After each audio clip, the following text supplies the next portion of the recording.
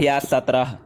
माननीय उपसभापति जी, जैसा कि अभी मंत्री जी ने कहा, सहकारिता आंदोलन का इस देश की प्रगति के लिए बहुत ही महत्वपूर्ण स्थान है। इस बिल को इस सदन में प्रस्तुत करने के लिए मंत्री जी धन्यवाद के पात्र हैं। लेकिन जहां तक इस बिल का संबंध है, इस बात का आपको निश्चय करना पड़ेगा कि यह बिल जम्मू और कश्मीर के ऊपर क्यों लागू नहीं किया जाता है। सरकार को यह निश्चय करना चाहिए था कि जितने भी कानून इस सदन में पास होते हैं, उनमें से हर एक को जम्मू और कश्मीर के ऊपर भी लागू किया जाएगा। ऐसा करके ही सरकार और उसके मंत्रीगण धन्यवाद के पात्र माने जा सकते हैं। हम लगातार कई वर्षों से इस बात की मांग करते आ रहे थे कि जम्मू कश्मीर हमारे देश का अभिन्न अंग है। अतः जो भी कानून संसद में पास होते हैं, वे अविलंब जम्मू कश्मीर पर भी लागू होने चाहिए। ऐसा न करने से लोगों के मन में शंका होती है और दूसरे राज्यों से उसको अलग दर्जा क्यों दिया गया है।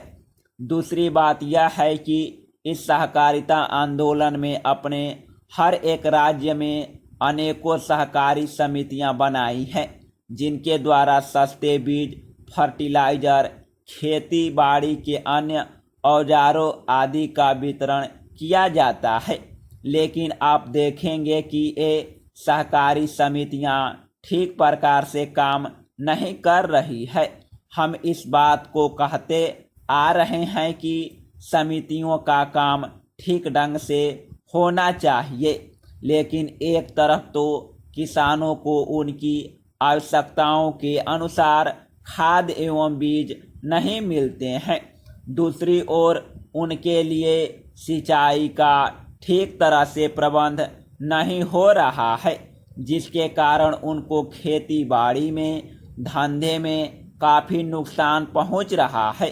छोटे छोटे शहरों में जो लोग सरकार के श्रद्धा पात्र समझे जाते हैं या सम्मान के पात्र समझे जाते हैं, उनको तो हर प्रकार की सुविधा प्राप्त हो रही है, लेकिन गरीब लोगों को ठीक तरह से सामान नहीं मिल पा रहा है।